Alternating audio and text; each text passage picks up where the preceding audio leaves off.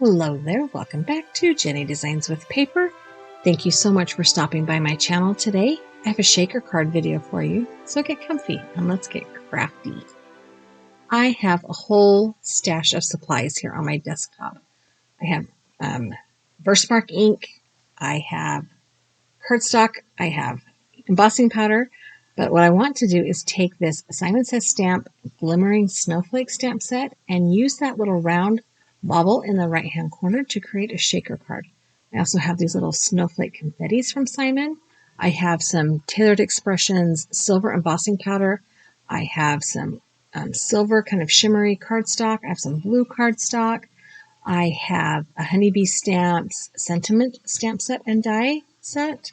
I have my Waffle Flower circle dies. And I'm going to pull in a couple of other things as we get moving. So let's start by making the card base. I am going to take this 4 1/4 inch by 11 inch piece of cardstock and put it in my scoreboard, score it in half at 5 1/2 to create a top folding A2 size card. I know, you're super surprised by that, right? If you've been here before, you know that's my favorite. Now that I have the card base scored, I am going to decorate the front. I'm going to go ahead and place it in my Misty Stamp positioner here. And I pulled out this Honeybee Stamp Snowflake background stamp, and I am going to stamp up the front of my card. I'm going to have to slide this up off the bottom and off the side of the Misty just a little bit to make sure that I get all the edges. So I'm going to have to get creative with how I keep my card base in place. I am going to slide it down to where it's about 1/2 inch off the bottom and 1/2 inch off the left-hand side. And then I'm going to not only use my super strong magnet, but I'm also going to use some repositionable tape, some low-tack tape rather, to keep the cardstock in base. Wow, that was not English. To keep the card base in place. There we go. The reason I am doing that is just in case I need to double stamp this or to restamp this. I've used this stamp before. It should give me a good clean stamping, but just in case, fingers crossed. So I am going to go ahead and prep my card base with this anti-static powder tool. This is the one from Rabbit Hole Designs. This prevents the embossing powder from sticking to any of the static or oils from my fingers and only stick to the ink that I apply to the stamp and therefore to the card front. I am going to ink up the stamp with Versamark ink. Versamark is a very sticky ink, and it stays sticky for longer than your traditional dye ink so that you have plenty of time to get the embossing powder onto your design.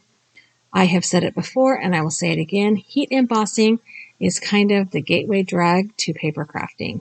It is so cool to stamp an image, sprinkle this powder on it, and then heat set it and watch it just melt into this shiny yumminess.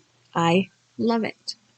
I am not pushing very hard on this stamp. I don't want to blow out any of the details, but I do feel like I got a pretty decent stamping, so I am going to remove the magnet and remove the low-tack tape and go ahead and add the embossing powder to my card front. Now, silver is not one that I use a whole bunch, so I do not have it in a container like my clear and my white powders. So I'm just going to sprinkle the silver embossing powder over my card base on top of a piece of scrap copy paper.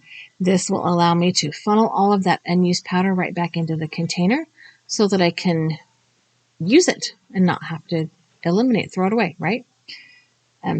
Just another trick of the embossing trade, I guess. Once I have that all covered in embossing powder, I'm actually going to place that off to the side for a minute. And you can do that. You can put it off to the side for a minute once the embossing powder is stuck to the ink. So now I'm going to open up my Snowflake stamp set, and I'm going to pull out this circle that has kind of that little swag, or whatever you want to call it, of snowflakes in the bottom. I also want to stamp this in Versamark ink and heat emboss it. So I'm going to do the same thing, put a little bit of that anti-static powder on my cardstock, and then I will ink up the stamp with Versamark ink. I like the brush on this embossing powder tool. sometimes I feel like the powder doesn't always come out right away, but it's better than the bag, right? The bag just gets powder everywhere. So it is what it is. And this one's refillable, so that's a plus. I'm going to go ahead, like I said, and stamp this in Versamark ink. I have not used this stamp set before, so I will ink it twice, but I will only show you that once. I'm going to do the same thing, not put too much pressure, just use my sweater sleeve to slide my hand across the lid of that Misty. I don't want to blow out the dash line that goes around the top half of that circle. I just want to make sure that I've put pressure on all of the parts of the stamp. And voila, it is beautiful. I will stamp it again, but you didn't see that part. And I'm going to use the same Tailored Expressions embossing powder to emboss my image. Oh my gosh, I just lost words. Wow, my brain is not functioning at high capacity today. Let's just leave it at that. Okay, so now I am using my heat tool to heat set these stamped images. I got it nice and warm off to the side, and then I sped through it because it's cool to watch, but not that cool, right? Okay, so I am going to go ahead and fold my card base in half and burnish that crease with my bone folder. And now it's time to work on the shaker bit. And this is the part I was not exactly sure if it was going to work. Yeah. So I want to take the circle, the little bobble, and I'm just kind of wiping the extra static powder off the card front. There. Okay. You can see how shiny and pretty it is. I want to take this snowflake bauble, and the first thing I'm going to do is cut it out with one of these waffle flower circles. I'm not exactly sure how big I want it. Big enough that I can create a shaker element with it, but also small enough that it doesn't take up the entire card front, if that makes sense. So here I'm pulling that circle in, and it's fine. It's a little bit big though, so I'm going to try the next circle down, and I kind of like that fit just a little bit better. So I am going to put this circle die down around my stamped image, and I will hold that in place with some low-tack tape, and I will run that through my Spellbinders Platinum die cut machine. Now my plan here is to take that empty space and create the shaker window out of that. And that's going to require a little bit of creative cutting. So now that I have run this through my die cut machine, I am peeling that tape off carefully and away from, because when you run it through the embossing machine, sometimes it does kind of push it down into that cardstock. And if it's going to tear, I would rather it not tear the stamped part. Okay, so here comes the I hope this works part. I'm taking a smaller circle die, and I have to again fidget, and I'm going to put it inside that stitched line. I want to find one that follows the arc closely, and I'm going to die cut the top of that circle. Now, this is a little trick called partial die cutting. I am going to put the top plate of my die cut sandwich just to the edge of where those snowflakes start. So right along here. That means that the circle die will only cut out the top half of that circle, and it will leave me with kind of a flap. And I'm trying so hard to make sure that tape does not tear. It's going to leave me with a flap. So now I've got to come in with a pair of sharp scissors and fussy cut the rest of that out.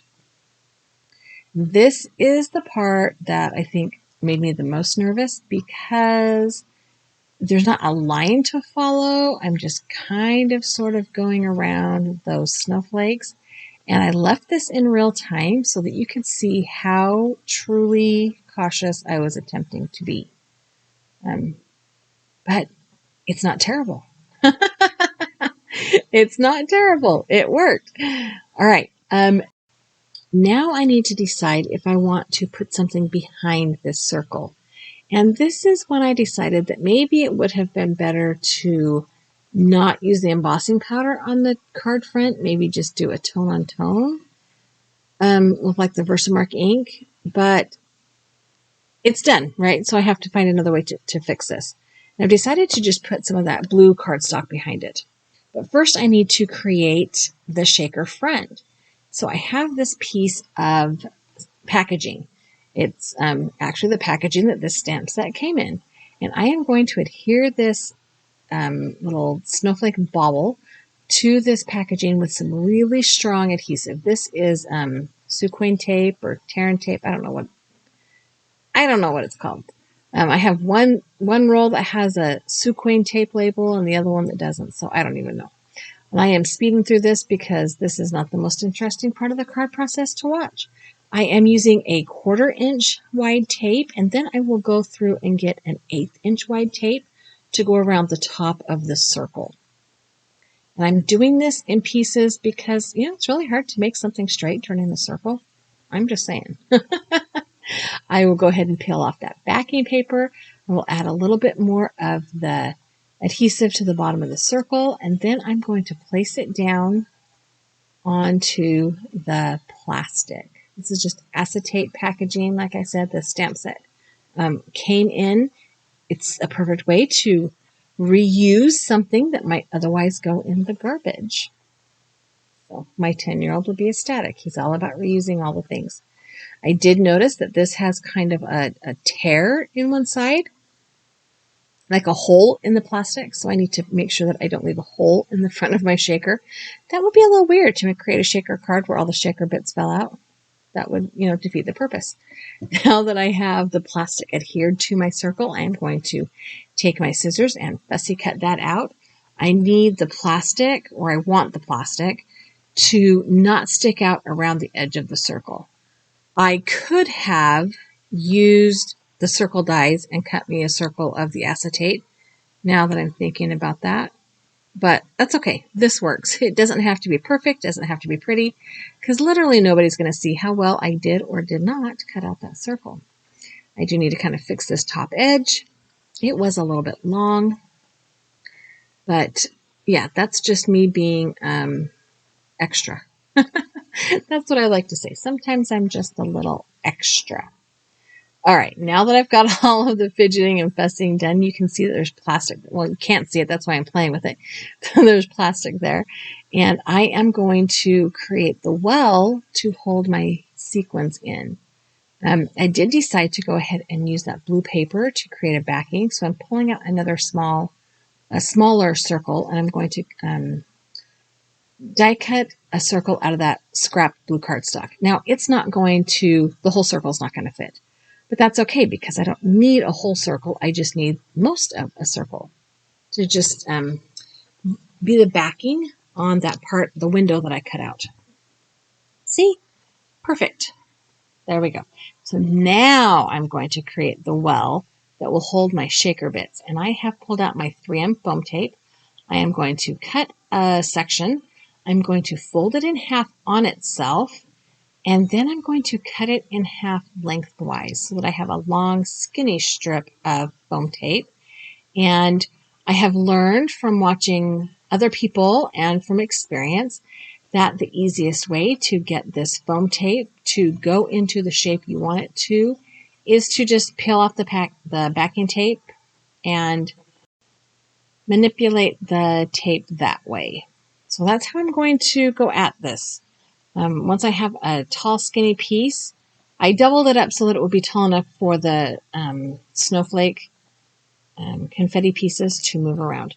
So I want to take this up around the top of the circle and around just under the cut edge. I do put foam tape on the whole circle, but I don't need my shaker bits to go down there where you can't see them. So I'm going to make the window narrow, and then I'll just add the foam tape to the bottom just so that it's the same height when I put it on the front of my card. If that made any sense at all, I feel like I'm not speaking English today. I feel like I'm not speaking English a lot of days. Okay, so this is my Simon Says stamp. These are called Winter Flurries. They are snowflake-shaped sequins. I'm going to go ahead and dump a few in the window. I'm going to use my pokey tool to get them off the edges of the foam tape. I feel like now that the card is finished, I could have put a few more in there or maybe added some seed beads or glitter or something. But that's okay. It is what it is. It turned out pretty. I like it. I am going to add the circles. It's not a full circle to the back, and that will just kind of trap that confetti in there so I don't have to try and keep the confetti in and place this shaker bit on my card at the same time. I'm going to put a little bit of ATG gun or ATG tape on the back of that circle. That was just weird and came out totally weird. And I'm going to place this kind of in the bottom right-ish part of my card. I want to have room at the top to have a die cut sentiment. So that's kind of why I went with the bottom right. I'm just going to rub that with my hands to make sure that adhesive is all sticking to the front of my card and shake it around to make sure that the snowflakes move, and voila, moving on to the sentiment. This is Honeybee Stamps Merry stamp set and die set. I think I bought this last year. I'm only going to use the die that actually cuts the word Merry. And I'm going to use this kind of silver iridescent cardstock that I have in my stash. I got this at Joann's. It's like $3 or, I don't know, 10 sheets of 6x6 paper or something like that. But, it works. $3, I can spend $3 on that. I have run that die through my die cut machine, and I am removing the tape and the die from the cardstock. It did get kind of stuck up in my die just a little bit, so I'm just going to use my pokey tool to push that out from behind the back of the die, and it's beautiful. I am going to stamp the word Christmas from this stamp set, the coordinating stamp set, on a piece of white cardstock. I'm going to use my Misty just in case I need to stamp it again, because that's how we roll these days. And I am going to stamp this in Versamark and heat emboss it as well. So first we got to prep the paper with the anti-static powder tool. It didn't do the best job this time, but like I said, I'm having a hard time getting powder to come out every time I use it. But that's okay. So I am going to stamp this with my Versamark ink. I am going to coat it with that same Tailored Expressions embossing powder. I did stamp it twice just because I felt like it was not quite there. Okay, same piece of scrap paper, same little container of silver embossing powder. This is one of my current favorites. I just think it is so shiny and pretty. And let's be honest, I like all the shiny and pretty things. I am tapping off the excess powder. I will heat set that with my heat tool. And then I need to trim it out. And I just about pulled my Fiskars trimmer out. And then I remembered that I actually purchased, a long time ago, these Simon Says stamp label dies. And if I'm going to buy them, I should use them. Yeah. So I am going to tape this smallest label die down around my Christmas word and run that back through my die cut machine. The strip is longer than my word, so I will need to trim down the sides. Now there's two ways to do that. I could reposition the die and send it back through, or I could pull out a pair of scissors and snip off the ends. I'll give you a hint or a guess and let you guess which one I did. It wasn't the die cut machine. I had actually moved my die cut machine out of my workspace before I realized I needed to run it back through, so I just pulled the scissors out and snipped off those ends. Winner, winner, chicken dinner. It probably would have a more finished look if I had used the die to snip off that end, and then I wouldn't have had to snip off the other end as well. But decisions were made. Things happened. We're moving on. I need to adhere my sentiment to the front of the card. I am going to be using Tombow Mono Glue and my reverse clamp tweezers because, liquid glue and we're not exactly besties. It gets everywhere. I really try not to get glue everywhere, but for some reason I'm like a kindergartner with a bottle of Elmer's glue. It just gets everywhere. I am kind of sort of centering this Christmas word over my little shaker bit. I say kind of sort of because I didn't really pay attention to where it was going. I knew I wanted it to be snug up against the die cut Mary, but yeah, I just kind of put it down wherever I thought it should be, and I don't hate it, so it works. Sometimes I go to very detailed planning when I make cards, and sometimes I just wing it. I'll let you guess which one this was. Hint, hint, it was winged. I just winged it. But I do have my sentiment down. I have my shaker bits on. It's not exactly what I was planning, but I like how it turned out, so that works. I do need to put a piece of copy paper on the inside so that I have a place to stamp or write a Christmas message. I'm going to adhere this with my ATG gun. Just going to put some adhesive down the sides, line it up on the inside, and it's nearly done. All in all, this was not a terribly lengthy process. It's not, I didn't go into this knowing how the shaker part was going to turn out. I just knew I wanted to try and make that particular circle a shaker element because it has that ability to have an open window. So that's my card for today.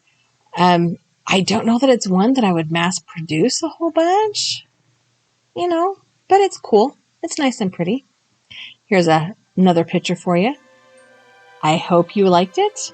Thank you so much for stopping by. I have a couple of other videos here for you to watch, as well as a subscribe button. If you have not already subscribed to my channel, I would love it if you did.